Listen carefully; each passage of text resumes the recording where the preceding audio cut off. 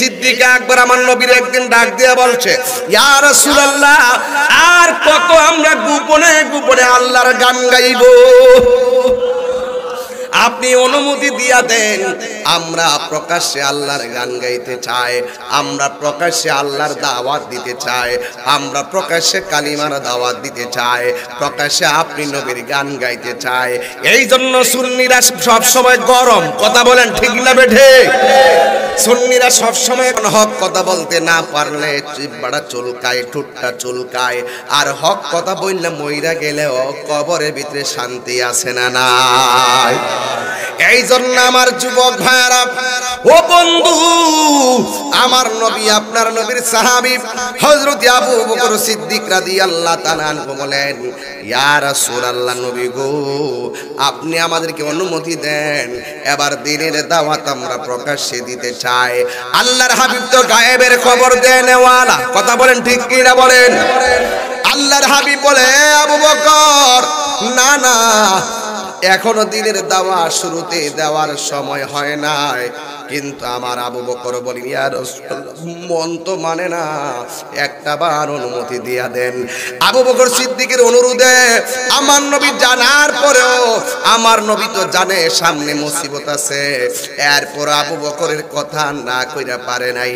আমার নবী বলে, আবু বকর, আগামী সপ্তাহে ইনশাআল্লাহ উপেনে আমরা দিনের দাওয়াত দিব। সব এলান করে দিল। ওই সময় মাত্র সংখ্যা ছিল 40 জন। কয়জন ছিল? মাত্র 40 জন। হাজার হাজার কাফের পাথর নিয়ে সবাই দাঁড়ায় গেছে। মুহাম্মদ সাল্লাল্লাহু আলাইহি সাল্লাম মিটিং ডাকছে। কিসের জন্য মিটিং ডাকছে? এই মাহফিলটা যে করেছেন, মিটিং হয়েছে কি হয় নাই? মুরব্বীদের মিটিং হয়েছে, পোলাপানের মিটিং হয়েছে, স্বেচ্ছাসেবক কারা থাকবে, কে কে বেশ পাবে, কে কে তাহিরিরে আগে আনবে, কার ঘরে খাওয়ান খাওয়াবে, ইত্যাদি ইত্যাদি, কারে মাইক দিবে, কারে প্যান্ডেল দিবে, পোস্টার কেমনে করবে, কার নামটা আগে দিবে, কার নামটা পরে দিবে, এই সমস্ত বিষয় দিয়ে একটা মাহফিলের পরামর্শের ভিতরে আছে না নাই? আমার নবী বলছে, আবু বকর,